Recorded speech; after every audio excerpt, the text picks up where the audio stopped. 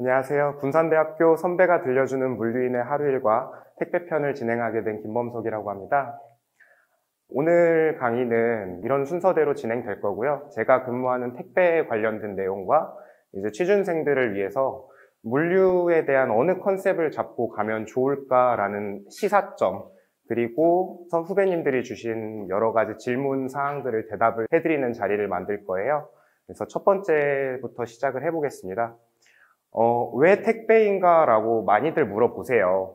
물류학과를 나와서 택배업에 취업을 하게 된 계기가 뭐냐라고 물어들 보시는데, 이제 학과나 실무 쪽에서 물류 얘기를 하면은 여러분 물류가 뭐예요? 라고 했을 때 그거 택배 아니에요? 라고 말씀을 하시는데, 결정적으로 그거에 대해서 아시는 교수님, 학생들, 실무자를 저는 아직까지 한 번도 본 적이 없고, 그래서 야생으로 한번 뛰어든 거고요. 실제로 이렇게 많은 프로세스들이 포함이 되어서 움직이는 시스템적인 학문이고 실무인데 그걸 아는 사람들이 없어서 제가 한번 직접 쳐들어가 본 거죠. 그래서 이제 제가 하는 일이나 소속에 대해서 말씀을 드리면 저는 한 회사의 택배사업본부에 들어가 있고요. 영업팀 소속으로 B2B 파트에서 업무를 보고 있습니다.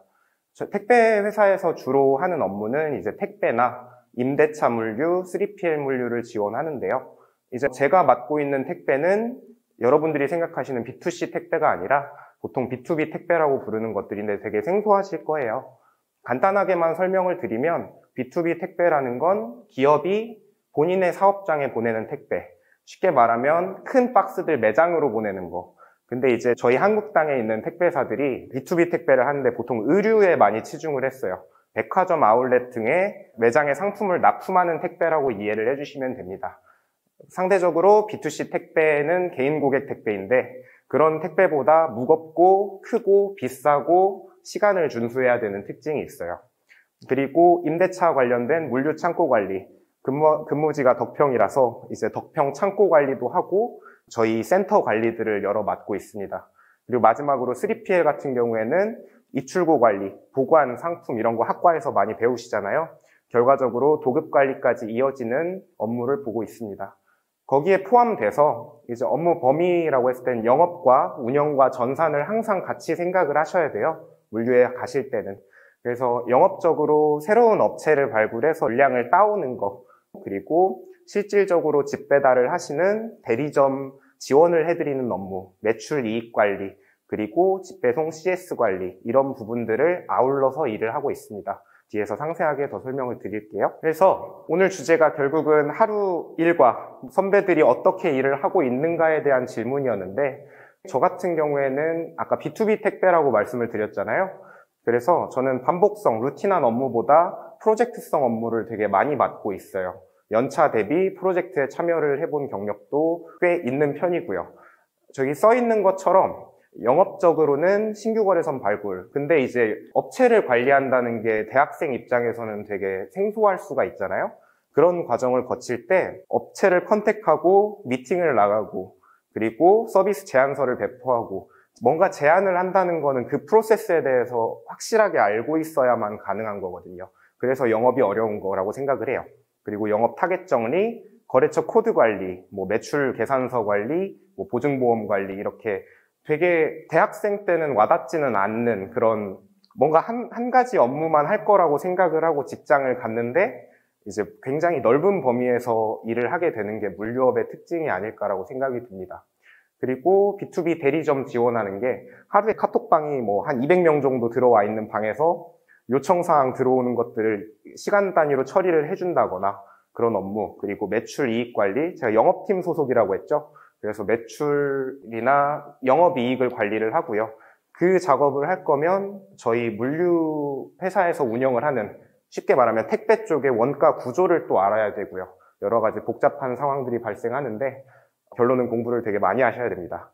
네. 그래서 그 두 번째는 운영 쪽인데요. 집배송 CS 관리라고만 포괄적으로 설명을 해놨는데 B2B 택배의 특징은 사업자에서 매장으로 배달을 한다는 거여서 결과적으로 전산적으로 매장 데이터가 마스터 DB로 만들어져 있어야 돼요. 그 마스터 DB 회사 전사 거를 관리를 하고 있고요. 바꿔 말하면 뭐 롯데 전주, 롯데 군산, 롯데 중동, 롯데 본점, 혹은 신세계 본점, 신세계 명동 이런 데이터들을 차근차근 집배송 데이터에 끼얹어주는 작업들을 제가 수행을 하고 있습니다. 그리고 당연하게도 택배이기 때문에 내 택배가 갔는지 안 갔는지 배달 체크도 해야 되고요.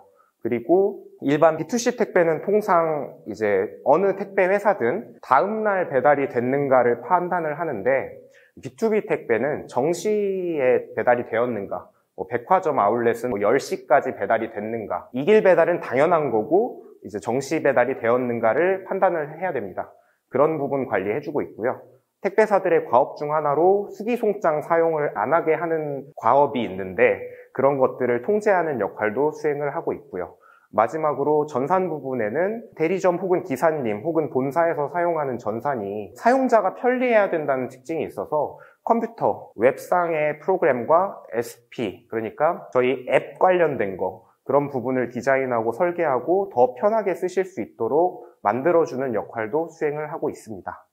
되게 많죠. 그리고 이런 업무들에는 현재 시점에 택배에 여러 가지 이슈들이 있어요. 그런 상황에 저희 잘 알고 계시는 코로나, 그리고 택배 쪽에서는 항상 뜨거운 감자인 노동 이슈, 그리고 이종 혹은 동종 산업 간의 통합 부분을 항상 같이 아울러서 업무를 디자인을 해야 되는 게 이제 아무래도 본사 소속이다 보니까 그런 거를 배제를 할 수가 없는 거죠. 코로나 같은 경우에는 이번 명절과 코로나 때문에 추석 때 택배 3사가 전부 평소 물량이 명절 물량이 되는 바람에 일례로 타 택배사에서는 터미널에 물건이 잠겨가지고 터미널 직원을 못 구해가지고 지금도 물건이 쌓여 있고요. 그런 택배사의 캐파시티, 그러니까 물류 업무를 수행하는데 서비스를 제공하는 데 있어서 수요와 공급이 맞지 않는 상황이 만들어지기 때문에 그걸 어떻게 아까 말씀드린 업무와 컨트롤을 할 수 있을지 그런 고민들을 해야 되는 거고요.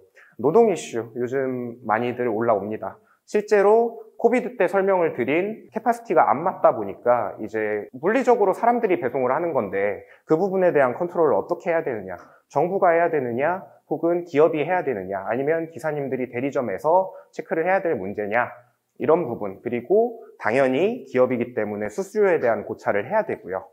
그리고 마지막으로 요즘 많죠. 쿠팡, 네이버 이런 유통업체들이 후방통합으로 물류업을 흡수를 하시는 분들이 많이 계세요. 그런 분들과 택배사가 어떻게 서비스적인 차원에서 분리를 할 수 있는가, 혹은 합병을 할 수 있는가, 혹은 택배사도 새벽 배송, 기존에 가지고 있던 서비스를 확장하는 개념으로 어디까지 나아갈 수 있는가, 이런 것들을 업무에 녹여서 고민을 많이 해봐야 됩니다. 그래서 결론적으로 말씀을 드리면 학과 공부를 하실 때는 이런 부분들을 많이 보셨을 거예요. 물류에 대한 간단한 컨셉을 가지고 가시는 게 저는 되게 중요하다고 생각하고요. 그 중에서 중요한 부분 중에 하나인 확장성이라는 건 서플라이 체인에 대한 맥락을 아까 제가 말씀드린 제 업무 혹은 여러분들이 이제 택배든 직송이든 로컬이든 글로벌이든 상관없습니다. 특정 물류업에 종사를 하실 때 이걸 되게 확장적으로 다양한 콘텐츠들이 묶여있다라고 고려를 해주셨으면 좋겠어요.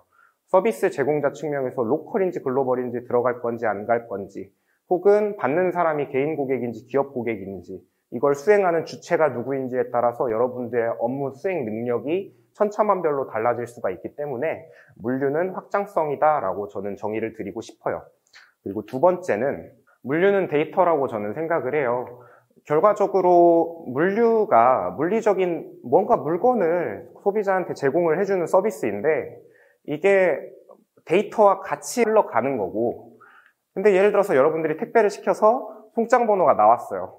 근데 송장 번호는 우리 집 앞에 왔다고 했는데 박스는 실제로 어디 저기 터미널에 짱 박혀 있다고 합니다.